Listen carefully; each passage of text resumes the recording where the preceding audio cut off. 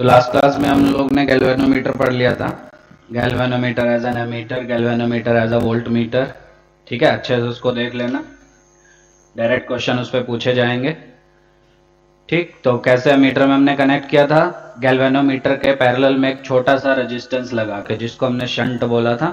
ठीक है, पैरेलल में रेजिस्टेंस लगाना है और बहुत छोटा रेजिस्टेंस लगाना है। ठीक है, और अगर वो पूछे कि एमीटर की रेजिस्टेंस बताओ कितनी हुई, तो वो हो जाएगी GS upon G plus S, क्योंकि एमीटर बना कैसे, वो गैल्वेनोमीटर और शंट का पैरेलल कॉम्बिनेशन से बना।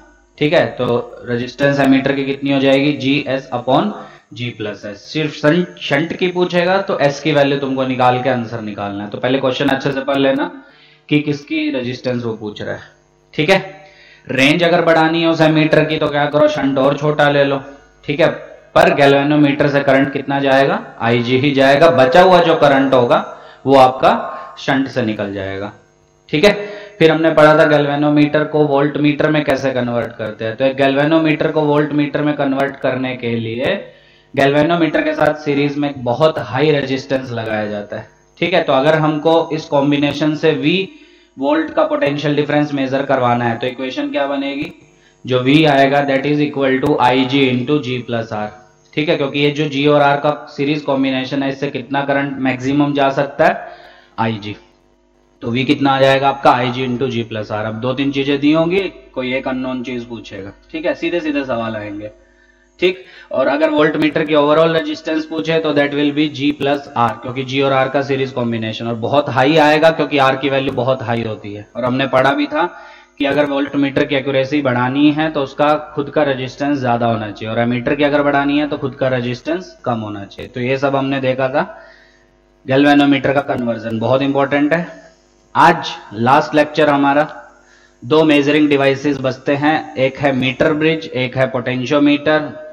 मान के चलो कि एक क्वेश्चन आता ही है इससे, तो जो हमने लास्ट के 4 लेक्चर पढ़े हीटिंग इफेक्ट से लेके आगे उससे एक क्वेश्चन आपका आएगा ही आएगा, चाहे वो मेन हो चाहे वो नीट हो, कोई भी एग्जामिनेशन हो। ठीक है, तो अच्छे से पढ़ना उसको।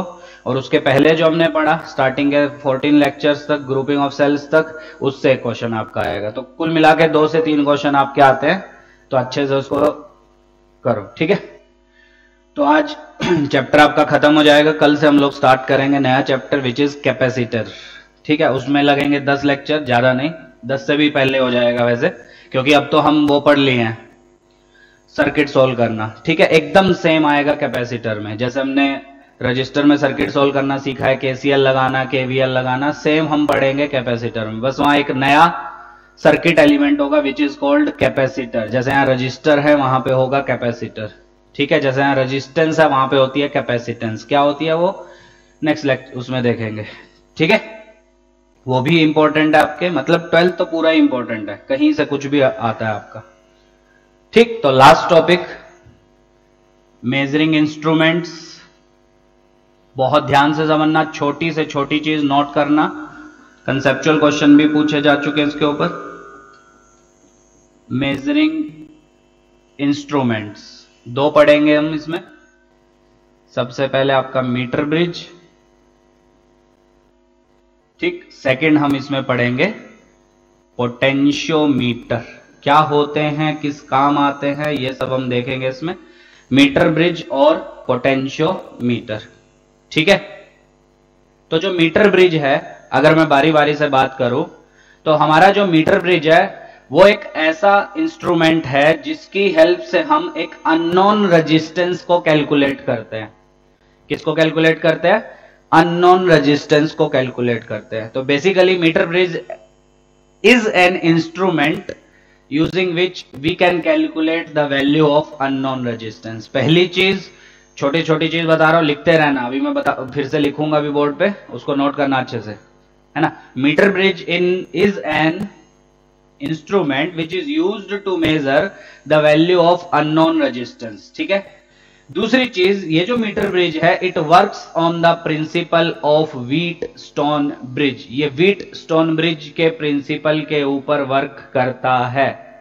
ठीक है, व्हीटस्टोन ब्रिज के प्रिंसिपल के ऊपर वर्क करने का मतलब क्या है। व्हीटस्टोन ब्रिज याद है आपको, R1, R2, R3, R4 और मिडल में R5। तो अगर R1 बाय R3 का रेशियो R2 बाय R4 के इक्वल हो, ठीक है, तो हमारा जो बीच का रजिस्टर है उसको हम क्या कर सकते हैं, सर्किट से रिमूव कर सकते हैं। ठीक है, मतलब उस रजिस्टर से कोई भी करंट आपका फ्लो नहीं करता है। ये सब हम पढ़ चुके हैं। उसी प्रिंसिपल के ऊपर वर्क करता है आपका मीटर ब्रिज। तो मीटर ब्रिज में दो इंपॉर्टेंट चीजें आपको पता होनी चाहिए। पहली, it is used to measure the value of unknown resistance. कैसे करेंगे मेजर, वो हम सेटअप अभी देखेंगे, उससे समझ में आएगा। ठीक है, दूसरी चीज कि ये जो वर्क करता है ये आपका व्हीटस्टोन ब्रिज प्रिंसिपल के ऊपर वर्क करता है। ठीक है, फिर मीटर ब्रिज खत्म होने के बाद एक 10 मिनट का बहुत आसान है, सीधे सीधे क्वेश्चन आता है उस पर। फिर हम पढ़ेंगे पोटेंशियोमीटर, उसमें थोड़ा टाइम लगेगा, 20-25 मिनट। पोटेंशियोमीटर बेसिकली एक डिवाइस है जिससे हम दो पॉइंट्स के बीच में पोटेंशियल डिफरेंस को मेजर करते हैं। ठीक है, it is use to measure potential difference between two points. ठीक है, अब आधे सोचेंगे सर ये काम तो वोल्ट मीटर भी करता है, तो पोटेंशियोमीटर का क्या काम? बिल्कुल सही है, volt meter is also a device which is used to measure potential difference between two points. बिल्कुल सही बात है। पर अगर आपने ध्यान से सुने होंगे लेक्चर्स, तो मैंने एक चीज बताई थी, बिकॉज वोल्ट मीटर जो है वो कुछ करंट सर्किट से ड्रॉ करता है, जिसकी वजह से उसकी एक्यूरेसी जो है वो कम होती है। बताया था, क्योंकि वोल्ट मीटर का खुद का कुछ रेजिस्टेंस होता है, तो वो सर्किट से क्या ड्रॉ करता है, आपका करंट ड्रॉ करता है। ठीक है, आइडियल होगा तो नहीं करेगा, पर जनरली रियल जो वोल्ट मीटर्स होते हैं वो सर्किट से करंट ड्रॉ करते हैं, due to which their accuracy gets reduced. ठीक है, उनकी जो एक्यूरेसी है वो आपकी कम हो जाती है। समझ में आ रहा है? इसी की वजह से हम क्या यूज करते हैं, पोटेंशियोमीटर। पर जनरली वोल्ट मीटर ही यूज किया जाता है, बिकॉज पोटेंशियोमीटर का जो सेटअप है वो बहुत आपका इजी टू कैरी नहीं होता है, बहुत बड़ा सेटअप होता है, उसको ले जाना इतना आसान नहीं होता है। तो हम आसान चीजें यूज करने के लिए हम वोल्ट मीटर ही जनरली यूज करते हैं टू मेजर पोटेंशियल डिफरेंस। ठीक है, थोड़ा बहुत एरर आता है नो डाउट, पर हम वोल्ट मीटर ही यूज करते हैं बिकॉज वो हैंडी होता है यूज करने के लिए। और आपका जो पोटेंशियोमीटर है थोड़ा सा हैवी होता है, इसलिए उसको यूज जनरली नहीं किया जाता। बहुत सारी चीजें होती हैं उसमें, तो इसलिए उसको यूज नहीं किया जाता। But it is more accurate than volt meter, ये याद रखना। नीट 2018 में क्वेश्चन आया था, why potentiometer is more accurate than volt meter. ठीक है, डायरेक्ट क्वेश्चन पूछा था। तो ठीक है, तो पहली चीज, potentiometer is a better device to measure potential difference as compared to a volt meter. ये हमेशा याद रखना, दोनों पोटेंशियल डिफरेंस कैलकुलेट करते हैं, but potentiometer is better than volt meter. ऐसा क्यों? क्योंकि वोल्ट मीटर जो पोटेंशियल डिफरेंस मेजर करता है वो एक्चुअल से थोड़ा कम आता है आपका, due to its property that it draws some current from the circuit. ठीक है, ये सर्किट से कुछ ना कुछ करंट ड्रॉ करेगा। पर पोटेंशियोमीटर की जब तुम बात करोगे, अभी हम पढ़ेंगे जब आपको अच्छे समझ में आएगा कि पोटेंशियोमीटर जो है वो कभी भी पोटेंशियल डिफरेंस मेजर करने के लिए सर्किट से करंट ड्रॉ नहीं करता है। It measures potential difference between two points without drawing any current from the circuit. ठीक है, और आपको पता है सर्किट से करंट ड्रॉ नहीं करेगा तो वो एक्यूरेट रीडिंग आपकी देगा जो एक्चुअल में है। ठीक है, इसीलिए it is better than volt meter. तो ये छोटी छोटी चीजें मैं फिर से बोलूंगा, जब एक एक करके पढ़ेंगे तो उसको अच्छे से नोट कर लेना। कंसेप्चुअल क्वेश्चन भी आएंगे, न्यूमेरिकल्स भी आएंगे, सब कुछ आएगा। ठीक है, तो स्टार्ट करते हैं। सबसे पहले आपका मीटर ब्रिज। ठीक, तो मीटर ब्रिज में जो मैंने बोला पहले वो लिखो। It is a device used to measure या used to calculate the value of unknown resistance.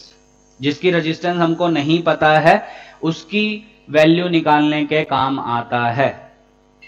ठीक है, दूसरी चीज, it works on the principle of Wheatstone bridge. जिसको नहीं पता लेक्चर्स पुराने देखो, समझ में आ जाएगा। It works on the principle of Wheatstone bridge. ये व्हीटस्टोन ब्रिज प्रिंसिपल के ऊपर वर्क करता है आपका। ठीक है, व्हीटस्टोन ब्रिज क्या होता है अगर याद करो, सपोज ये आपका R1 है, ये आपका R2 है, ये R3 ले लो, ये R3 है, ये R4 है। तो if R1 by R3 is equal to R2 by R4, तो बीच की ब्रांच से कोई करंट नहीं जाता। उसके ये और ये दोनों एंड किस पे होंगे, सेम पोटेंशियल पे होंगे। बताया था ये सब। चलो आगे देखो। अब तो कैसा सेटअप होता है ध्यान से देखो। वैसे जब आप एक्सपेरिमेंट्स करोगे लैब में तो आपको दिख जाएगा। अभी के लिए यहां पे एक मीटर स्केल रहता है, ठीक है, जिसपे वो रहता है आपका, जैसे स्केल पे वो रहती है डिविजन्स, वैसी यहां पे रहती है, ठीक है। तो this is basically your metre scale, ठीक, ऐसा रहता है, ठीक है। और उसके बाद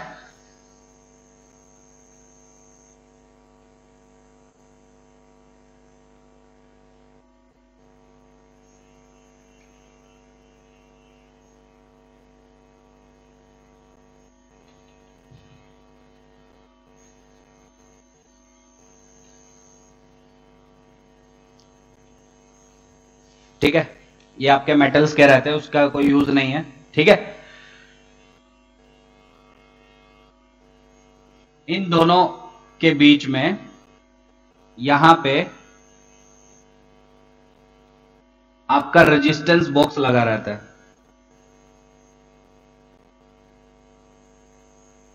ठीक है। रेजिस्टेंस बॉक्स, रेजिस्टेंस बॉक्स में ये भी आप लैब्स में देखोगे। रेजिस्टेंस बॉक्स की हेल्प से हम क्या बता सकते हैं कि रेजिस्टेंस हमने कितनी यूज करवाई है सर्किट में, ठीक है। वो कैसे बताते हैं वो आप लैब में देखोगे, ठीक है। क्वेश्चन में तो आपको डायरेक्टली दिया होगा कि हाँ ये जो जो मुझे पता है वो कितनी रेजिस्टेंस है, ठीक है। तो एक रेजिस्टेंस बॉक्स होता है जिसकी हेल्प से आप बता सकते हैं कि आपने सर्किट में कितना रेजिस्टेंस यूज करवाया है उस रेजिस्टेंस बॉक्स से, ठीक है। शायद 9th-10th में देखे भी होंगे। और जो आपका अननोन रेजिस्टेंस रहता है वो इन दोनों पॉइंट्स के बीच में रहता है। So this is basically your unknown resistance जो मुझे निकालना है, ठीक है। लेफ्ट गैप में जो है, इसको लेफ्ट गैप बोलते हैं, इसको राइट गैप। लेफ्ट गैप में जो आपका रेजिस्टेंस है वो पता होता है हमको, ठीक है। रेजिस्टेंस बॉक्स की हेल्प से हम बता सकते हैं कि हमने कितना रेजिस्टेंस यूज किया है, ठीक है। राइट गैप में जो आपका रेजिस्टेंस होता है that is your unknown resistance, जो हमको इस एक्सपेरिमेंट से कैलकुलेट करना है, ठीक। और यहां बीच में इससे कनेक्ट रहता है आपका galvanometer which is further connected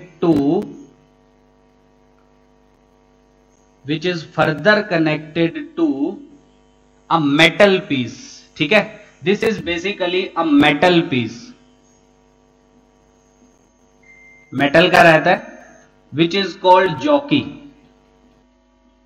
ठीक है। ध्यान देना, ये जो गैल्वेनोमीटर है बीच के पॉइंट से एक गैल्वेनोमीटर कनेक्ट होता है। गैल्वेनोमीटर के आप तो पढ़ चुके हो ना, अगर इससे करंट जाएगा तो डिफ्लेक्शन शो करेगा, नहीं जाएगा तो नल डिफ्लेक्शन शो करेगा। मैंने उसमें भी बताया था आपको व्हीटस्टोन ब्रिज में कि ये जो बीच की ब्रांच है अगर इसमें आप गैल्वेनोमीटर लगा दो तो गैल्वेनोमीटर नल डिफ्लेक्शन शो करता है अगर R1/R3 = R2/R4 वाली कंडीशन फुलफिल होती है। तो ऑब्वियस सी बात है, अगर जिस ब्रांच से करंट नहीं जा रहा है, इस ब्रांच से अगर करंट नहीं जा रहा है तो गैल्वेनोमीटर क्या शो कर रहा है? नल डिफ्लेक्शन, मतलब उसका पॉइंटर ऐसा रहेगा, इधर उधर डिफ्लेक्ट नहीं होगा, ठीक है। अगर डिफ्लेक्ट हो रहा है मतलब इस ब्रांच से आपका करंट जा रहा है, ठीक। So from this point a galvanometer is connected which is further connected to a metal piece which is called jockey which is slided on this metal wire. उसको इस मीटर वायर के ऊपर, मीटर वायर ये एक metre scale है, metre scale का मतलब पता है ना, इसकी लेंथ कितनी होगी आपकी 1 मीटर, ठीक है। तो गैल्वेनोमीटर को कनेक्ट करवाया जाता है जॉकी के साथ और वो जॉकी को स्लाइड किया जाता है ऑन द मीटर वायर, इस मीटर वायर के ऊपर स्लाइड किया जाता है, ठीक है। अब आगे पूछेंगे सर स्लाइड करने का क्या सिग्निफिकेंस है। सपोज आप लेफ्ट हैंड से स्टार्ट हुए, ध्यान से सुनना, इस जॉकी को आप स्लाइड करवाना स्टार्ट किया लेफ्ट हैंड से, तो आपने लेफ्ट से इधर इधर इधर इधर स्लाइड करवाया तो आपने देखा गैल्वेनोमीटर इस साइड डिफ्लेक्ट हुआ, इस साइड मतलब एंटी क्लॉकवाइज डायरेक्शन में, ठीक।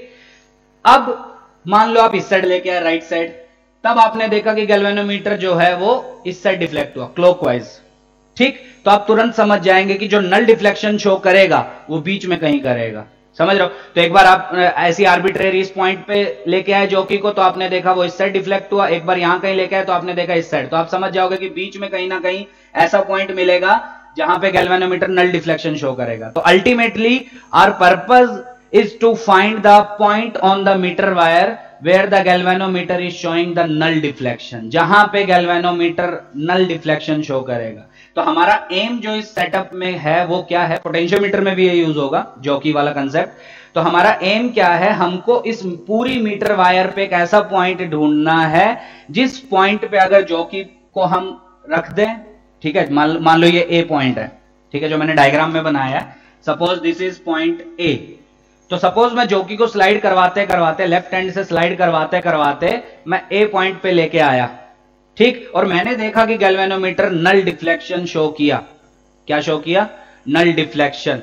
तो ये जो ए पॉइंट है, this A point is called balancing point, ठीक है, या नल पॉइंट भी इसको बोल देते हैं, ठीक, ये सारी टर्मिनोलॉजी यूज होगी आपके न्यूमेरिकल्स में। And the distance of this A point from the left and which is denoted by suppose L, ठीक है, छोटा एल से मान लो मैंने डिनोट किया, तो this L is called balancing length. ध्यान से समझना, क्वेश्चन में आपको डायरेक्टली बोलेगा बैलेंसिंग लेंथ इतनी है, तो आपको समझ में आना चाहिए कि वो है क्या बैलेंसिंग लेंथ। तो balancing length is basically the distance of that point from the left end at which the galvanometer is showing null deflection. Suppose मैंने इस डायग्राम में जो बनाया है, इसमें मैं जॉकी को लेफ्ट एंड से स्लाइड करवाते करवाते सपोज ए पॉइंट पे लेके आया, और जैसे ही मैं ए पे लेके आया मैंने देखा कि गैल्वेनोमीटर नल डिफ्लेक्शन शो कर रहा है। नल डिफ्लेक्शन का मतलब समझ में आ रहा है? उसका पॉइंटर जो है वो ना लेफ्ट ना राइट कहीं नहीं जा रहा, एकदम ऐसा का ऐसा ही है, तो वो होता है आपका नल डिफ्लेक्शन। तो जैसे ही वो नल डिफ्लेक्शन शो किया, आपको वहीं रुक जाना है, उस पॉइंट को बोलते हैं नल पॉइंट, और उसका डिस्टेंस लेफ्ट एंड से बोला जाता है कितना? Balancing length. तो क्वेश्चन में आपको डायरेक्टली देगा बैलेंसिंग लेंथ 30 सेंटीमीटर, 40 मीटर में तो हो ही नहीं सकती, टोटली 1 मीटर लेंथ है, समझ रहे हो? तो बहुत मुश्किल है ये बताना कि अगर ये L है तो मुझे ये पता है, नहीं, अगर ये आपकी लेंथ L है लेफ्ट हैंड से, तो राइट हैंड से कितनी होगी? This length will be equal to 100 minus L, क्योंकि जनरली ये सारी चीजें सेंटीमीटर में चलती है। टोटल लेंथ आपकी 1 मीटर है, तो ये जो लेंथ चलती हैं, जो डिस्टेंसेस आपके क्वेश्चन में दिए रहते हैं, सेंटीमीटर में दिए रहते हैं। तो सेंटीमीटर में जब लिखोगे तो this will B 100 minus L and this will B L centimetre. तो L क्या है वो समझ में आ गया? सो L is called the balancing length. Balancing length मतलब उस पॉइंट का डिस्टेंस लेफ्ट हैंड से, जिस पॉइंट पे अगर जॉकी को हमने रखा तो गैल्वेनोमीटर कोई डिफ्लेक्शन शो नहीं कर रहा है। समझ में आ गया? अब ध्यान से सुनो, सपोज उसका कोई यूज नहीं है, वैसे ऐसी मैं एग्जांपल के लिए बता रहा हूं, थोड़ा आपको समझ में आए। Suppose capital R is resistance पर unit length of the metre wire.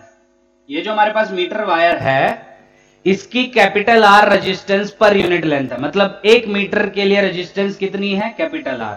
Metal wire है ना, तो 1 मीटर लेंथ में रेजिस्टेंस कितनी है आपकी? Capital R। 2 मीटर में 2R, ऐसा। तो कैपिटल R मैंने क्या लिया, उसका कोई यूज नहीं है, बस समझाने के लिए मैंने बोला है।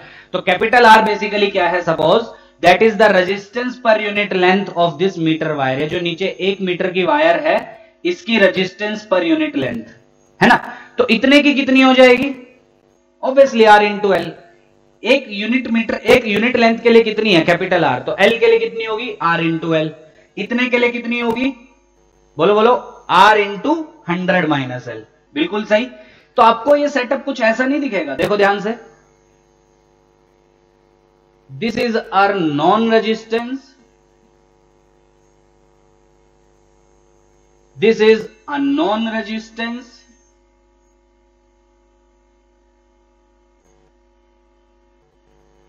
this is galvanometer which is further connected to a jockey।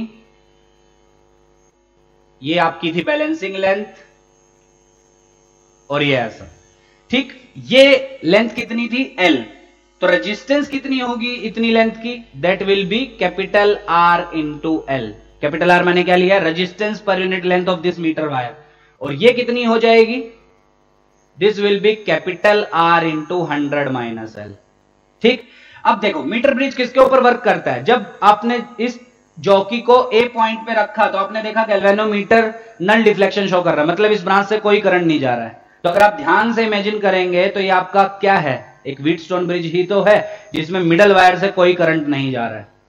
इसलिए मैंने पहले भी बोला था this metre bridge works on the principle of Wheatstone bridge. तो बीच की वायर से कोई करंट नहीं जा रहा, तो क्या मैं बोल सकता हूं इसका बाय इसका रेशियो इज इक्वल टू इसका बाय इसका, तो क्या हो जाएगा आर नॉन जो मुझे पता है divided by R L should be equal to R unknown divided by R into 100 minus L. ठीक है, आपको बुक्स में डायरेक्टली मिलेगा R known upon L is equal to R unknown upon 100 minus 100 क्यों किया, अगर एल आपको मीटर में दिया है तो ये 1 माइनस एल ले लेना। ठीक है, पर टोटल लेंथ 1 मीटर है क्योंकि ये मीटर स्केल है आपका। समझ में आ गया? तो आपको बुक्स में डायरेक्टली मिलेगा इसका रेजिस्टेंस बाय ये लेंथ इज इक्वल टू इसका रेजिस्टेंस बाय ये लेंथ। अब आधे कंफ्यूज हो जाते हैं, सर ये रेजिस्टेंस है ये लेंथ है, ये ऐसे रेशियो कैसे सेम हो जाएगा? व्हीटस्टोन ब्रिज में तो रेजिस्टेंस बाय रेजिस्टेंस होता है आपका, तो एक्चुअल में रेजिस्टेंस बाय रेजिस्टेंस ही है, पर जब आपने फाइनली सॉल्व किया तो वो यहां लेंथ ही बचेगी आपकी। समझ में आ रहा है? ठीक है, तो आपको डायरेक्टली यूज क्या करना है, this resistance this non resistance divided by this balancing length should be equal to this unknown resistance divided by 100 minus balancing length। Question में डायरेक्टली बोलेगा बैलेंसिंग लेंथ 40 सेंटीमीटर है, ये रेजिस्टेंस दे देगा, पूछेगा ये, तो this resistance divided by balancing length which is 40 suppose should be equal to this resistance divided by 100 minus L which will be 60। तो आगे सोल्व कर लेना, आंसर आ जाएगा। ठीक, अब क्वेश्चन ये तो बहुत इजी हो गया, ये दिया है, ये पता है, ये निकालना है, तो सीधा व्हीटस्टोन ब्रिज प्रिंसिपल यूज किया, आंसर आ जाएगा। कंफ्यूज नहीं होना कि सर व्हीटस्टोन ब्रिज में लेंथ थोड़ी ना आती है, वहां तो रेजिस्टेंस आता है, बिल्कुल रेजिस्टेंस ही है वो, पर जब आपने सोल्व किया तो फाइनली लेंथ आपका बचेगा। समझ में आ रहा है सबको? तो क्यों ये व्हीटस्टोन ब्रिज के ऊपर वर्क किया, समझ में आ गया? अच्छा, अब दूसरी चीज ध्यान दो, कभी कभी इसको मुश्किल बनाने के लिए नीट में भी एक बार पूछा जा चुका है, मेंस में तो 2-3 बार पूछा जा चुका है, वो क्या करता है इस अननोन के साथ एक और रेजिस्टेंस जोड़ देगा। ठीक है, अननोन मतलब ये दे देगा, सपोज ये 10 ओम दे देगा और इसके साथ बोलेगा पैरेलल में एक आर लगा है, अब बताओ आर की वैल्यू कितनी, और ये बैलेंसिंग लेंथ दे देगा। बस उसमें नया क्या है, इसकी resistance divided by this balancing length should be equal to ये रेजिस्टेंस, वो हो जाएगी 10R upon 10 plus R divided by ये length.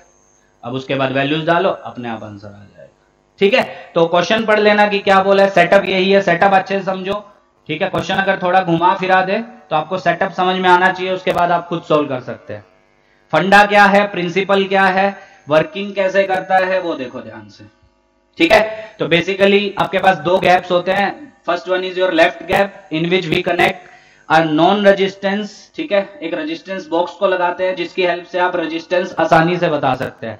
In the right gap we connect an unknown resistance जिसकी वैल्यू हमको इस एक्सपेरिमेंट की हेल्प से निकालनी है। ठीक है, नीचे एक मीटर स्केल होता है, मीटर स्केल आपको पता है मीटर वायर होती है, मीटर वायर मतलब लेंथ कितनी होगी उसकी 1 मीटर। ठीक है, और मिडल का जो आपका ये रहते हैं, मेटल के रहते हैं ऊपर जो मैंने बनाए हैं, तो उसमें बीच वाले पॉइंट से हम क्या कनेक्ट करते हैं, बीच वाले कनेक्शन से हम क्या कनेक्ट करते हैं, एक galvanometer which is further connected to a metal piece which is called jockey which is slided on this metre wire. ठीक है, तो स्लाइड करवाते हैं इस मीटर वायर के ऊपर, ऐसी रैंडम स्लाइड करवाओ। ठीक है, एक बार लेफ्ट में किसी पॉइंट पे रखो, एक बार राइट में रखो, गैल्वेनोमीटर की डिफ्लेक्शन देखो, ऑपोजिट साइड्स में आएगी, तो आपको पता चल जाएगा हाँ उसी के बीच में कहीं ना कहीं ऐसा पॉइंट मिलेगा जहां पे गैल्वेनोमीटर नल डिफ्लेक्शन शो करने वाला है। समझ में आ रहा है? तो फिर आपको करना क्या है, आपको वो पॉइंट ढूंढना है उस मीटर वायर पे जिस पे आपको नल डिफ्लेक्शन गैल्वेनोमीटर शो करेगा। जैसे ही आपको वो पॉइंट मिला, that point is called balancing point और null point, and the distance of that point from the left end of the wire that is called balancing length, जो आपको question में हर question में देगा कि बैलेंसिंग लेंथ इतनी है। ठीक है, और ये बैलेंसिंग लेंथ का कंसेप्ट पोटेंशियोमीटर में भी यूज होगा, तो ध्यान देना। ठीक, अब दूसरी चीज मैंने बताया था कि ये वर्क करता है आपका व्हीटस्टोन ब्रिज कंसेप्ट के ऊपर। अब वो कैसे करता है देखो, लेफ्ट गैप में जो रेजिस्टेंस है, जो हमने रेजिस्टेंस बॉक्स लगाया, that is known to us. ठीक है, वो हमको पता है, suppose that is R known, वो कुछ दी होगी क्वेश्चन में। और राइट गैप में जो हमने रेजिस्टेंस लगाया है that is unknown, suppose R unknown. ठीक, नीचे जो हमने ए पॉइंट और लेफ्ट हैंड के बीच में डिस्टेंस बोला है that is called balancing length L.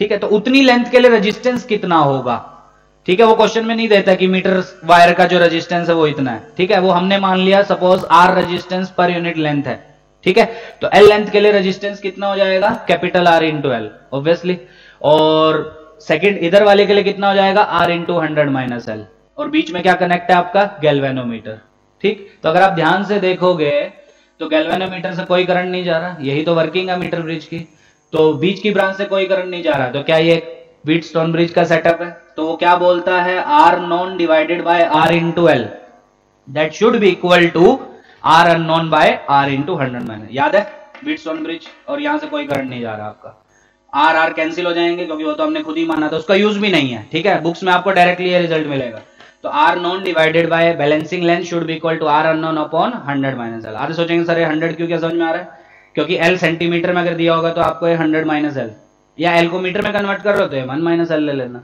वो तो सिंपल है, पर लेंथ 1 मीटर होगी क्योंकि ये मीटर ब्रिज है आपका, मतलब मीटर वायर है आपकी, 1 मीटर लेंथ है इसकी, ठीक है, एकदम सिंपल सिंपल सवाल आएंगे, बहुत कॉम्प्लिकेटेड करना होगा तो यहाँ कोई रेजिस्टेंस सीरीज में जुड़वा देगा, पैरेलल में जुड़वा देगा, ठीक है, दो अलग अलग केसेस बना देगा कि सर पहले ये अगर इधर था कुछ रेजिस्टेंस दे देगा तब बैलेंसिंग लेंथ इतनी, अब इसके पैरेलल में एक और जोड़ दिया तब बैलेंसिंग लेंथ इतनी हो गई, तो आपको दो इक्वेशंस बनानी पड़ेंगी, सोल्व कर लो, जो पूछा होगा वो आ जाएगा, ठीक है, अभी क्वेश्चंस करेंगे शीट में तो समझ में आ जाएगा, ठीक है। तो next is potentiometer, meter bridge के भी क्वेश्चन आते हैं, ऐसा नहीं है इसके नहीं आते, पोटेंशियोमीटर के इससे ज्यादा आते हैं, तो ये पॉज करके नोट कर लेना। तो नेक्स्ट है आपका पोटेंशियोमीटर, वो ध्यान से समझना, थोड़ा सा समझने में मुश्किल होती है उसको बच्चों को। तो पोटेंशियोमीटर, उसमें कंसेप्ट में बताऊंगा, उसको अच्छे से रट मारना, डायरेक्ट एग्जाम में आता है वो। तो सेकंड इज पोटेंशियोमीटर,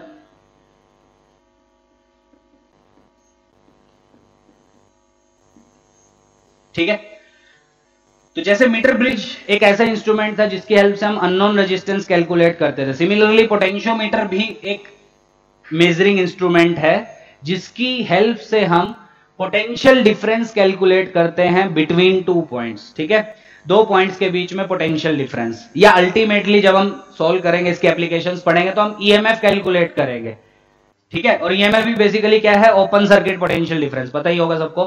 तो potentiometer is basically a device which is used to measure potential difference between two points, ठीक है।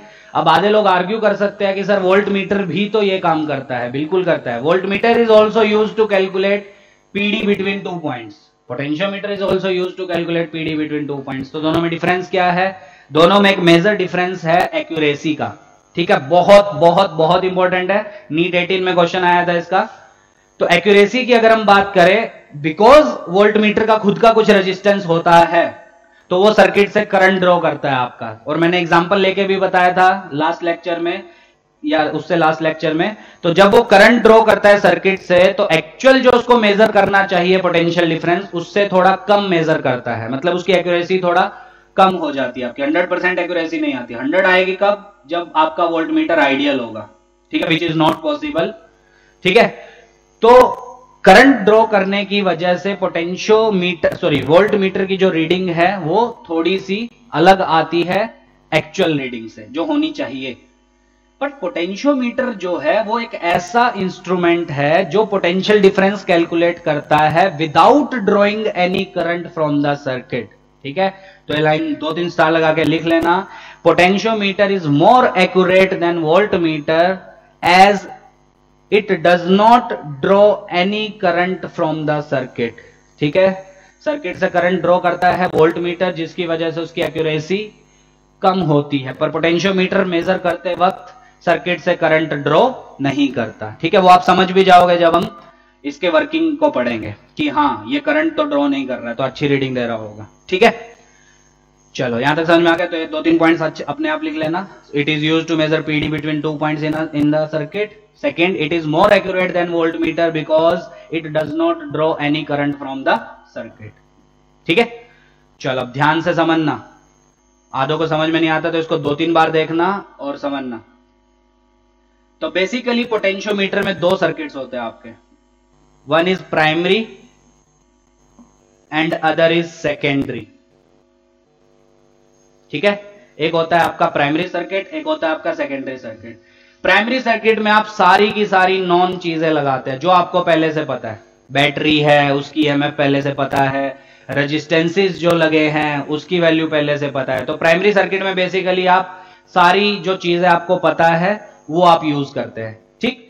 सेकेंडरी सर्किट में आप क्या यूज करते हैं, जो अननोन है, ठीक है। और अननोन से मतलब क्या है, इस पोटेंशियोमीटर में अननोन से मतलब है वो पॉइंट्स बिटवीन विच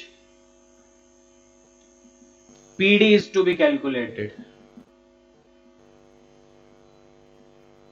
अननोन से मतलब क्या, सिंपल, ऐसे दो पॉइंट्स जिनके बीच में आपको पोटेंशियल डिफरेंस कैलकुलेट करना है यूजिंग द पोटेंशियोमीटर। तो वो पॉइंट्स आपके किस में रहेंगे, सेकेंडरी सर्किट में। और प्राइमरी में आपकी वो सारी चीजें रहेंगी जो आपको पहले से पता है। और उन चीजों में क्या क्या रहेगा, बैटरी, रियोस्टेट। अब रियोस्टेट क्या होता है ये भी 9th में पढ़े होगे। Rheostat is basically a device which is used to vary current in a circuit by varying the resistance, ठीक है। रियोस्टेट की हेल्प से आप क्या कर सकते हैं, सर्किट में रेजिस्टेंस वेरी करवा सकते हैं। ये सब आप एक्सपेरिमेंट में पढ़ोगे, अभी उसको डिटेल में जाने की जरूरत नहीं है। तो रियोस्टेट क्या होता है बस ये याद रखो, रियोस्टेट जो है उसको सबसे पहली चीज तो हम ऐसे डिनोट करते हैं,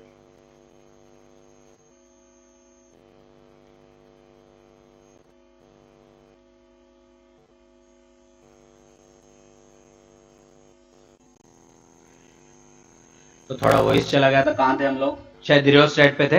तो रियोस्टेट आपको न्यूमेरिकल्स में दिखेगा कि रियोस्टेट हमने यूज किया। रियोस्टेट का मतलब क्या होता है, रियोस्टेट बेसिकली एक डिवाइस होता है जिसकी हेल्प से आप सर्किट में करंट वेरी करवा सकते हैं बाय वेरिंग द करंट, क्योंकि रियोस्टेट की हेल्प से आप, sorry, by varying the resistance, क्योंकि रियोस्टेट की हेल्प से आप रेजिस्टेंस वेरी करवाते हैं, ठीक है। वो कैसे करवाते हैं वो सब एक्सपेरिमेंटल चीज है, अभी है भी नहीं मेरे पास तो नहीं मैं दिखाता कैसे करवाते हैं।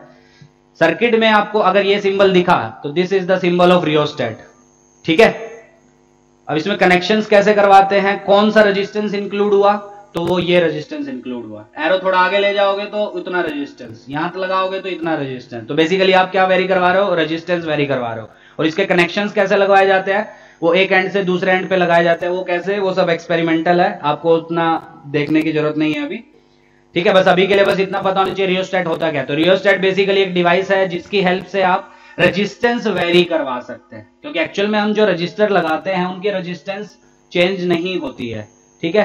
पर रियोस्टेट अगर आप सर्किट में यूज करवा दें तो आप रेजिस्टेंस वेरी करवा सकते हैं, ठीक है। बस आपको थोड़ा सा कनेक्शंस चेंज करवाने हैं तो आपको कम ज्यादा रेजिस्टेंस जितनी चाहिए वो आप ले सकते हैं बाय यूजिंग द रियोस्टेट, ठीक है। तो प्राइमरी सर्किट में बेसिकली ऐसी चीजें होती हैं जो हमको पहले से पता है, वेदर इट इज सेल और रियोस्टेट और जो भी है वो सब आपको पहले से पता है। सेकेंडरी सर्किट में ऐसी चीजें होती हैं जो हमको निकालनी है, जो अननोन है हमारे लिए, जिसकी हेल्प, मतलब जिसको हम निकालेंगे पोटेंशियोमीटर के वर्किंग की हेल्प से। अब कैसे निकालते हैं वो देखेंगे, ठीक है। तो उसमें क्या रहता है, वो पॉइंट्स जिनके बीच में पोटेंशियल डिफरेंस कैलकुलेट करना है, या वो बैटरीज जिनकी ईएमएफ हमको नहीं पता है वो हम इसकी हेल्प से निकालते हैं, ठीक है। तो सेटअप देखते हैं कैसा होता है, तो ध्यान से समझना, बहुत इंपॉर्टेंट है। तो सबसे पहले सेल, ये रेजिस्टेंस या रियोस्टेट भी हो सकता है, मैं रेजिस्टेंस बोल रहा हूं, कुछ आर, ठीक। ये आपकी होती है पोटेंशियोमीटर वायर, ध्यान से समझना, ये होती है आपकी पोटेंशियोमीटर वायर, जिसकी लेंथ आपको क्वेश्चन में दी होगी, नहीं तो एल ले लेना, वो अपने आप जो पूछा होगा आंसर आ जाएगा, ठीक। तो ये जो पूरा सर्किट है, और भी बहुत सारी चीजें हो सकती है इसमें, तो ये जो पूरा सर्किट है, इस बैटरी की ईएमएफ हमको पता है सपोज E, तो ये जो पूरा सर्किट है this is called primary circuit,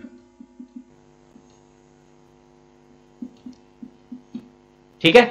तो प्राइमरी सर्किट में वो सारी चीजें आपकी रहेंगी जो आपको पहले से पता है। बैटरी की ईएमएफ E आपको पहले से पता है, रेजिस्टेंस जो आपने यूज किया है R वो आपको पहले से पता है, ठीक है। और ये जो पोटेंशियोमीटर वायर है इसकी लेंथ सपोज कैपिटल L है, वो आपको पता होगी, जनरली क्वेश्चन में दी रहती है, ठीक है।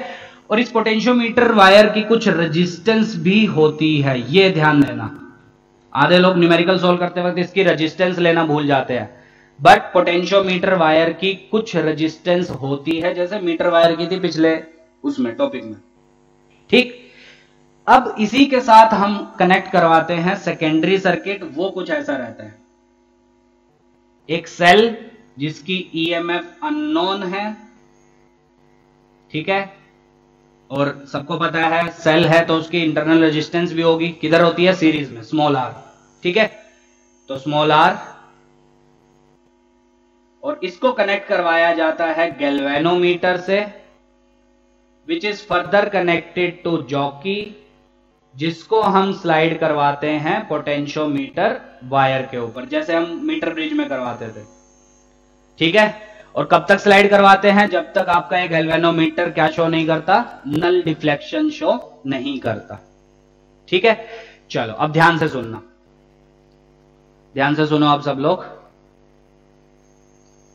अब ये जो नीचे का सर्किट है जिसमें हमको चीजें नहीं पता है, this circuit is called secondary circuit, ठीक है। क्या नहीं पता है इसमें, बैटरी की ये जो ईएमएफ है that is unknown to us, वो हमको नहीं पता है, इंटरनल रेजिस्टेंस स्मॉल आर वो भी हमको नहीं पता है, वो सब हम निकालते हैं यूजिंग पोटेंशियोमीटर। तो बेसिकली पोटेंशियोमीटर में हम 3 एप्लीकेशंस पढ़ेंगे। पहली, to calculate the EMF of unknown cell, ठीक। दूसरी, to compare EMF of 2 cells, 2 cells की ईएमएफ, वो कैसे करेंगे वो आगे देखेंगे। एंड तीसरा application, to calculate the internal resistance of the cell, ये जो सेल सेकेंडरी सर्किट में लगी है इसकी इंटरनल रेजिस्टेंस कितनी है वो कैलकुलेट करने के लिए। तो ये 3 एप्लीकेशन है आपकी पोटेंशियोमीटर की, इससे बाहर कोई क्वेश्चन नहीं आएगा, पर हां इन तीनों में से किसी से भी क्वेश्चन वो पूछ सकता है, ठीक है। और मेंस में तो स्पेशली थर्ड वाले से बहुत क्वेश्चन आते हैं, to calculate internal resistance of the cell, ठीक है। सेटअप समझो सबसे पहले। तो हमारे पास 2 सर्किट होते हैं, प्राइमरी और सेकेंडरी। प्राइमरी में हम ऐसी चीजें होती हैं हमारे पास जो हमको पहले से पता है, बैटरी का ईएमएफ, रेजिस्टेंस, रियोस्टेट लगाया है तो कितनी रेजिस्टेंस हमने इंक्लूड करवाई है वो सब हमको पहले से पता है, ठीक है। और पोटेंशियोमीटर वायर जो है इसकी लेंथ कितनी है, रेजिस्टेंस कितनी है, वो सब हमको पता है पहले से। नहीं पता है तो मान लेंगे, वो क्वेश्चन में रिक्वायर्ड नहीं होगी तो मान के वो कैंसिल हो जाएगी, ठीक है, उसकी टेंशन नहीं है। और सेकेंडरी नीचे रहता है आपका सेकेंडरी सर्किट। तो सेकेंडरी सर्किट में क्या होता है आपका, सेकेंडरी सर्किट में हमारे पास जो बैटरी रहती है उसकी ईएमएफ हमको नहीं पता है, कुछ उसकी रेजिस्टेंस होती है इंटरनल, ठीक है, वो भी हमको नहीं पता, वही सब हम कैलकुलेट करेंगे बाय यूजिंग पोटेंशियोमीटर, ठीक है। और ये कनेक्ट होता है गैल्वेनोमीटर से, which is connected to jockey, which is slided on the potentiometer wire, ठीक है यहां तक। चलो तो ये हो गया आपका सेटअप, ठीक है। वर्किंग कैसे अभी वो देखेंगे। तो एप्लीकेशन में सबसे पहले लिखो, to calculate EMF of unknown cell. ये जो अननोन सेल सेकेंडरी सर्किट में लगी है इसकी ईएमएफ कैलकुलेट कैसे की जाती है बाय यूजिंग पोटेंशियोमीटर। तो ये है आपकी पहली एप्लीकेशन, ध्यान से सुनना। चलो अब आगे देखो। तो सबसे पहली चीज, क्योंकि प्राइमरी सर्किट में बैटरी लगी है तो ऑब्वियसली करंट फ्लो करेगा, तो ये आपका आया आई करंट। तो एक चीज याद रखना, प्राइमरी में जो करंट आई फ्लो किया, ठीक है, वो आपका सेकेंडरी में नहीं जाएगा, वो ऐसा ही घूमेगा प्राइमरी में, ये, ठीक है। तो this is your I current which is flowing in the primary circuit. क्या आप इस आई की वैल्यू निकाल सकते हैं? बिल्कुल, बोलो आई की वैल्यू कितनी होगी, net EMF which is E divided by net resistance. तो उसमें आपको वायर की रेजिस्टेंस भी लेनी है। तो सपोज वायर की रेजिस्टेंस है आरडब्ल्यू, तो बहुत सारे इसमें सिंबल आएंगे, तो डरना नहीं है, देख के कंसेप्ट समझो हमने क्या किया, स्टेप बाय स्टेप समझो हमने क्या किया। तो this is your step 1। Step 1 में आपको कैलकुलेट करना है the current in the primary circuit. Primary circuit में कितना करंट आपका फ्लो कर रहा है। तो this current will be net EMF which is E divided by net resistance which is the series combination of resistance of wire and capital R. Series क्यों? क्योंकि यही आई करंट इस वायर से भी जा रहा है और यही इस कैपिटल आर से भी जा रहा है, ठीक है। तो सीरीज कॉम्बिनेशन में नेट रेजिस्टेंस कितनी होती है, बोलो, दोनों का sum. So this will be R W plus R. ये इतने सारी चीजें देख के डरना नहीं है, बस कंसेप्ट समझो, क्योंकि आपको तो वैल्यूज दी होंगी क्वेश्चन में कि वायर की रेजिस्टेंस इतनी है, ये रियोस्टेट में रेजिस्टेंस जो ली है वो इतनी है, ठीक है। तो कंसेप्ट समझो हमने क्या किया। तो सबसे पहला स्टेप है, you have to calculate the current in the primary circuit. यहां तक कोई डाउट किसी को? और वायर की रेजिस्टेंस लेना मत भूलना, सारी चीजें उसी के ऊपर बेस्ड है, नहीं तो आप सॉल्व ही नहीं कर पाओगे कभी। स्टेप 2, वायर के टर्मिनल्स देखो, मतलब एंड पॉइंट्स देखो। Suppose this is A, this is B.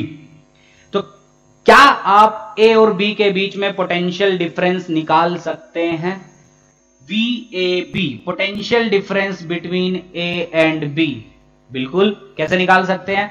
ये एक रेजिस्टेंस ही तो है, RW, है ना? तो AB के क्रॉस पोटेंशियल डिफरेंस कितना होगा? Current into resistance which is RW। बिल्कुल, V is equal to IR। और RW के लिए समझ में आ रहा है, क्योंकि AB के बीच में जो रेजिस्टेंस है that is resistance of the wire.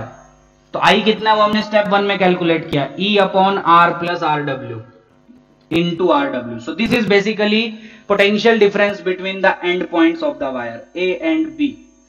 कोई डाउट? चलो, तो ये स्टेप समझ में आ गए। और ये इतनी सारी चीजें देख के डरना नहीं है, मैं फिर से बोला, बस कंसेप्ट समझो क्या किया। Next is step number 3। तो स्टेप नंबर 3 में आपको क्या करना है? एक टर्म निकालनी है which is lambda. Very very important, ठीक है? ये पूरा सेटअप ही आपका बहुत इंपॉर्टेंट है। तो स्टेप 3 में you have to calculate lambda. तो लैम्डा क्या होता है बताता हूं मैं, बस कंसेप्ट समझो, रटना कुछ नहीं है, मैं पहले ही बोल रहा हूं। Lambda is called potential gradient, ठीक है? Lambda is called potential gradient, मतलब potential difference per unit length. मतलब इसकी यूनिट क्या होगी? वोल्ट पर मीटर या वोल्ट पर सेंटीमीटर, डिपेंडिंग ऑन की लेंथ किस में दी है उसने, ठीक है? सो in step 3 you have to calculate the potential gradient, the value of potential gradient which is denoted by lambda, ठीक है? कितनी हो जाएगी इस वायर के लिए? इस वायर के लिए पोटेंशियल ग्रेडियंट मैं बोल रहा हूं, उसका मतलब क्या है कि इस गिवन वायर के लिए 1 मीटर लेंथ के अक्रॉस कितना पोटेंशियल डिफरेंस है, ये मैं बोल रहा हूं। समझ में आ गया? मत सपोज इस वायर का लैम्डा आया 30 वोल्ट पर सेंटीमीटर, तो मैं क्या बोलूंगा? 1 सेंटीमीटर लेंथ अगर आप इस वायर की लोगे तो उस 1 सेंटीमीटर के जो दो एंड पॉइंट्स होंगे, सपोज ये लेंथ 1 सेंटीमीटर है, तो ये पॉइंट, इन दोनों के बीच में पोटेंशियल का डिफरेंस वो होगा आपका, जो मैंने बोला अभी, V कितना बोला था, जो भी 6 वोल्ट पर सेंटीमीटर है सपोज, तो 1 सेंटीमीटर के लिए पोटेंशियल डिफरेंस हो जाएगा 6 वोल्ट, 2 के लिए 12 वोल्ट, 3 के लिए 18 वोल्ट। ये मतलब है आपका पोटेंशियल ग्रेडियंट का। तो स्टेप 3 समझ में आ गया? आपको इस पोटेंशियोमीटर वायर के लिए पोटेंशियल ग्रेडियंट निकालना है। तो कितना हो जाएगा potential gradient? That will B total potential difference which is VAB upon total length. So L is basically length of potentiometer wire. वो क्वेश्चन में दी होगी, अगर नहीं दिया तो मान लेना। अभी न्यूमेरिकल्स करेंगे, आज तो शायद ना हो पाए, कल न्यूमेरिकल्स करेंगे तो अच्छे से समझ में आ जाएगा, ठीक है? चलो देखो, जैसे एग्जांपल के लिए सपोज आपने पहले करंट निकाला, सपोज 5 वोल्ट दी थी, 10 ओम दिया था, इस वायर की रेजिस्टेंस मान लो 10 ओम दी थी, ठीक? तो सबसे पहला काम आपने करंट निकाला, that will B 5 upon 10 plus 10, इस एग्जांपल के लिए 1/4 आ गया, 5 अपॉन 20। फिर आपको सेकंड स्टेप में निकालना है AB के अक्रॉस पोटेंशियल डिफरेंस। ये सब क्यों कर रहे हैं वो आप थोड़ी देर में समझ जाएंगे। सेकंड स्टेप में आपको निकालना है AB के across potential difference, that will B I into R। तो I कितना आया था आपका? 1/4 मल्टीप्लाइड बाय R, तो इसी की रेजिस्टेंस वो हमने ली थी 10, so that will B 10/4 which is 5/2, मतलब 2.5। सही है यहां तक? अच्छा, अब उसके बाद AB के क्रॉस पोटेंशियल डिफरेंस आ गया। थर्ड स्टेप है कि इस वायर के लिए पोटेंशियल ग्रेडियंट की वैल्यू निकालो, which is potential difference between the end points divided by total length of the wire. Suppose इसकी लेंथ है एग्जांपल के लिए 2 मीटर सपोज, ठीक है? तो लैम्डा कितना हो जाएगा इस वायर का? टोटल पोटेंशियल डिफरेंस जो हमने कैलकुलेट किया 2.5 बराबर डिवाइडेड बाय टोटल लेंथ, वो आई आपकी 2, तो पोटेंशियल ग्रेडियंट आ गया आपका 1.25 volt per metre. This is the unit of potential gradient. Centimetre में भी आपको बुक्स में मिलेगी, बहुत क्वेश्चन आते हैं इसके पोटेंशियल ग्रेडियंट के ऊपर। तो क्या होता है समझो अच्छे से, ठीक है? तो इसका मतलब क्या है? 1.25 वोल्ट पर मीटर का मतलब क्या है? मतलब अगर मैं इस वायर का एक ऐसा टुकड़ा लेता हूं जिसकी लेंथ 1 मीटर है, तो उस टुकड़े के जो एंड्स होंगे, उस पीस के जो एंड्स होंगे, उनके बीच में पोटेंशियल डिफरेंस 1.25 होगा। समझ में आ रहा है? या सपोज मैं ये पूरी वायर लेता हूं 2 मीटर जो थी इसकी लेंथ, तो इसके एंड्स के अक्रॉस पोटेंशियल डिफरेंस 1.25 इंटू 2 मतलब 2.5 होगा, यूनिटरी मेथड। तो 1 मीटर के लिए पोटेंशियल डिफरेंस कितना आया? 1.25। यहां तक समझ में आ गया? So this is step number 3। अब आधों को समझ में आ गया होगा आगे क्या करना है। ये है आपका पॉइंट सी, जिसको हमने मीटर ब्रिज में भी बोला था, याद है? इसको बोलते हैं बैलेंसिंग पॉइंट, और ये लेंथ लेफ्ट हैंड से इसको क्या बोलते हैं? Balancing length. क्या होती है बैलेंसिंग लेंथ? उस पॉइंट का डिस्टेंस लेफ्ट हैंड से जहां पे गैल्वेनोमीटर आपका नल डिफ्लेक्शन शो कर रहा है। समझ में आ गया?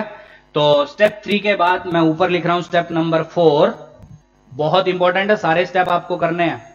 स्टेप नंबर 4, अब आप निकालो एसी के अक्रॉस पोटेंशियल डिफरेंस। अब आधों को समझ में आ गया होगा, हाँ अभी तक ये 3 स्टेप हमने क्यों किए। एसी के अक्रॉस पोटेंशियल डिफरेंस कितना आएगा? एसी के अक्रॉस पोटेंशियल डिफरेंस ध्यान से सुनना। क्या आप 1 मीटर लेंथ के लिए निकाल चुके हैं? बिल्कुल, थर्ड स्टेप में आपने वही तो किया है ना। पूरी लेंथ के लिए कितना था? VAB, ठीक है। 1 मीटर के लिए कितना होगा? VAB/L, जिसको हमने क्या बोला है? पोटेंशियल ग्रेडियंट, ठीक है। तो इतने के लिए कितना होगा? क्या मैं सही लिख रहा हूं? देखो, that will B potential gradient multiplied by छोटा l। छोटा l मतलब ये बैलेंसिंग लेंथ, मतलब इतने की लेंथ। समझो, पूरे वायर के लिए पोटेंशियल डिफरेंस कितना है? VAB। तो इतने के लिए कितना होगा? VAB by capital L into इतनी length, unitary method. Capital L length के अक्रॉस पोटेंशियल डिफरेंस है VAB। 1 मीटर के लिए कितना होगा? VAB बाय L, जिसको हमने लैम्डा बोला। तो L लेंथ के लिए कितना होगा? VAB by capital L into small l, which is lambda. समझ में आ गया? तो ये कितना हो जाएगा? VAB जो आपने स्टेप 2 में कैलकुलेट किया divided by total length into small l, which is your balancing length. समझो सारे स्टेप, अच्छे से समझो। देखो, कोई गलती है, कोई समस्या है तो उसको पूछना। स्टेप 1, स्टेप 2, स्टेप 3, स्टेप 4 सारे समझ में आ गए। तो अभी तक हम कहां पहुंचे?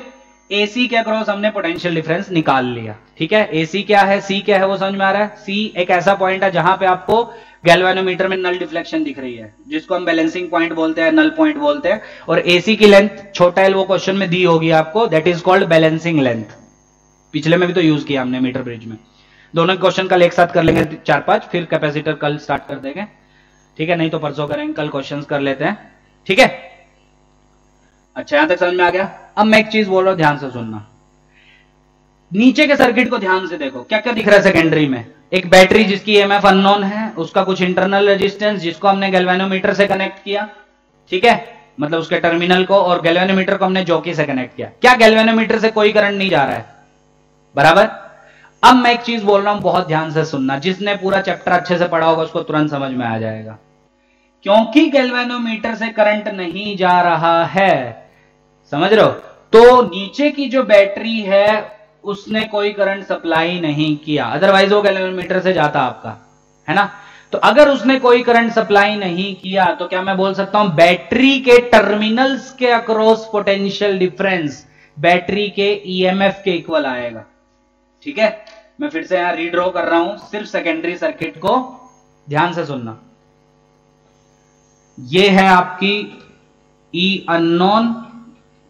अच्छा, एक कनेक्शन उल्टे भी हो सकते हैं, नेगेटिव इधर पॉजिटिव इधर, तब वो हाई पोटेंशियल हो जाएगा। अभी के लिए ये हाई पोटेंशियल है, ठीक है।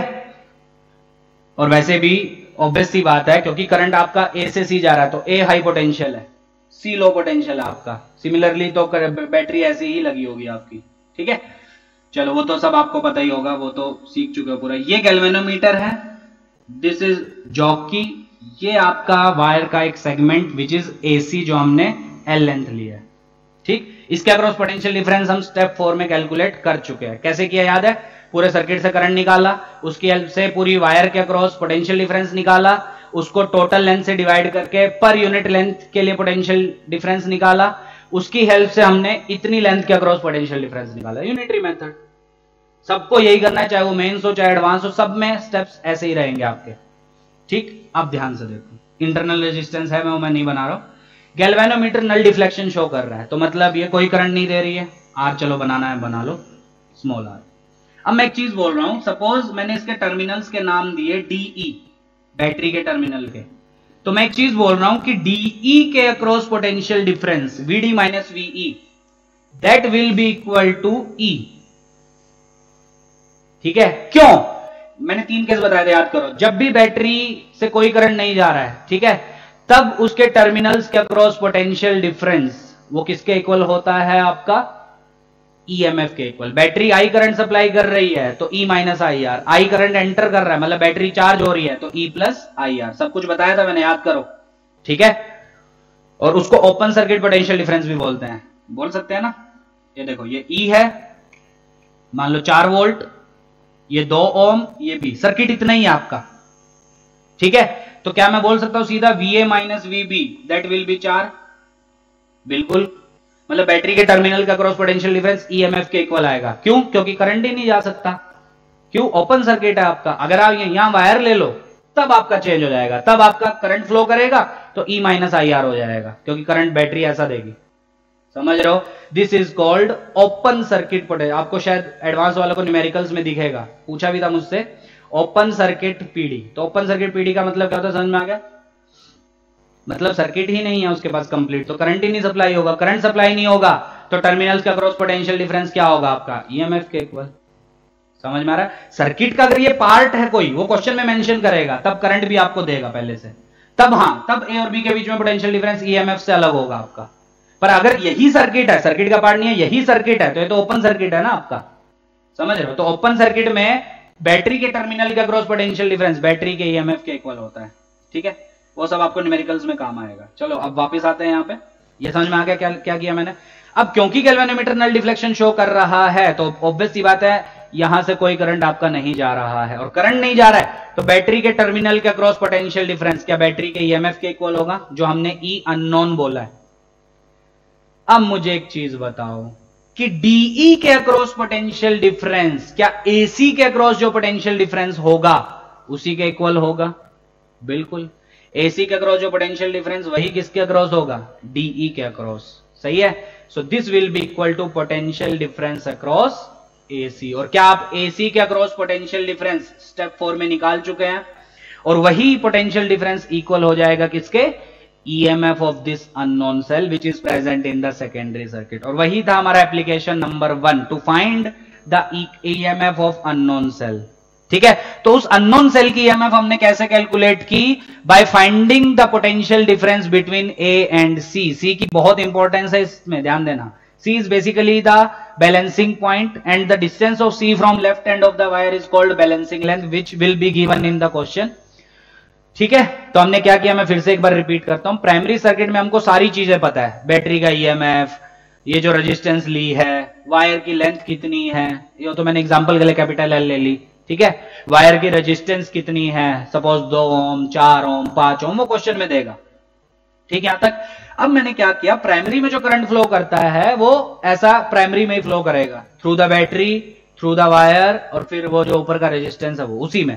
तो उस करंट की वैल्यू कितनी होगी, वो तो हमारे लिए बाएं हाथ का खेल है, that will B E upon RW plus R। ये आपका था स्टेप 1। करंट की हेल्प से हम क्या बैटरी के वायर के एंड पॉइंट्स के बीच में पोटेंशियल डिफरेंस निकाल सकते हैं, जो मैंने VAB से डिनोट किया था। बिल्कुल, VAB क्या, potential difference between A and B, वो तो IR होगा आपका। I स्टेप 1 में निकाला, R RW। अब आधे बोलेंगे सर R क्यों नहीं लिया, तो ध्यान से देखो आप किस पॉइंट के बीच में निकाल रहे हैं पोटेंशियल डिफरेंस, तो उसमें सिर्फ रेजिस्टेंस कौन सी आएगी, वायर वाली। ठीक, स्टेप 3 में हमने क्या किया, चलो हमने निकाल लिया AB, पूरी वायर के अक्रॉस पोटेंशियल डिफरेंस। ठीक है, पर उससे मेरा काम नहीं बनने वाला, क्योंकि मुझे पूरी वायर के अक्रॉस नहीं चाहिए होता है, मुझे चाहिए होता है AC के अक्रॉस, क्योंकि वही मेरा काम का है। ठीक है, अब उसको मैंने कैसे निकाला, यूनिटरी मेथड।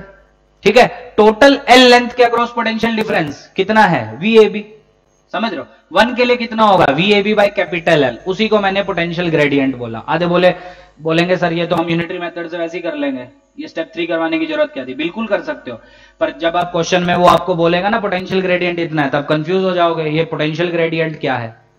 समझ रहे हो, तो इसलिए मैंने पोटेंशियल ग्रेडियंट भी आपको समझा दिया कि ये होता है। ठीक है, तो जब भी आप total potential difference across the end points of the wire, उसको आप total length of the wire से डिवाइड करेंगे, तो ये जो वैल्यू आपको मिलेगी वोल्ट पर मीटर में या वोल्ट पर सेंटीमीटर में, that is called the potential gradient, जो आपको डायरेक्टली क्वेश्चन में देगा।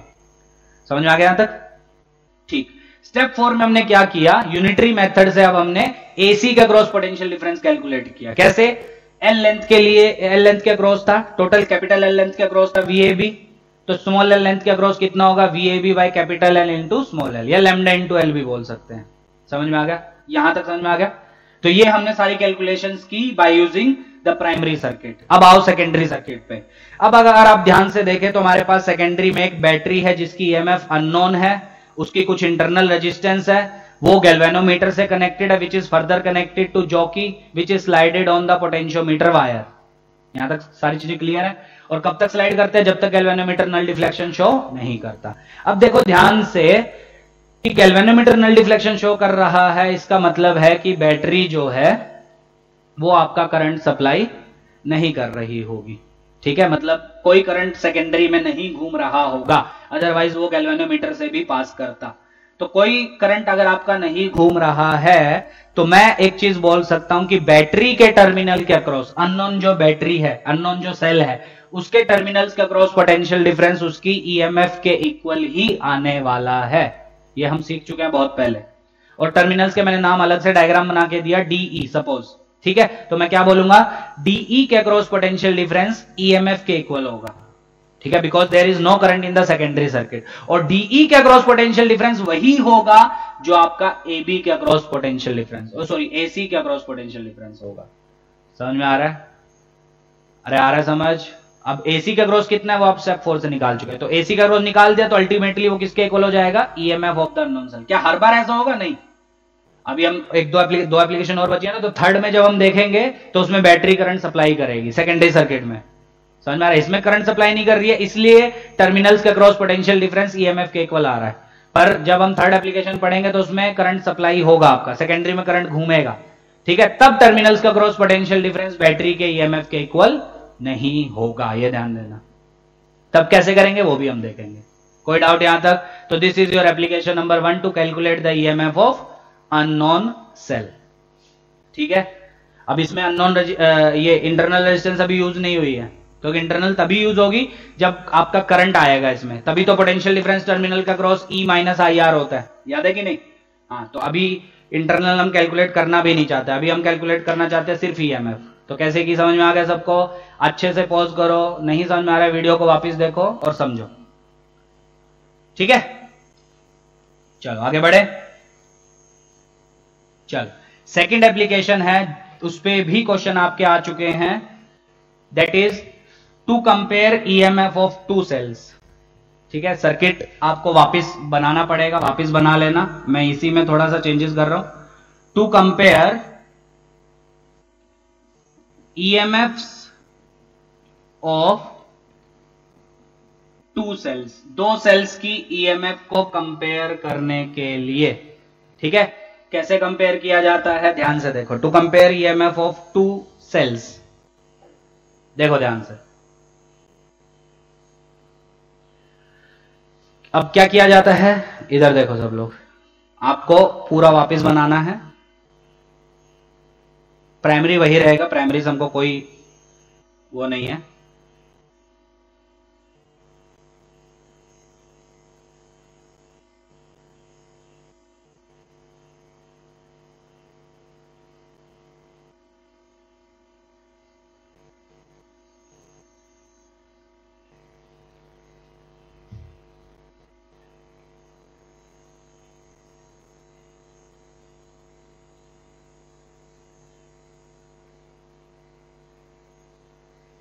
ठीक,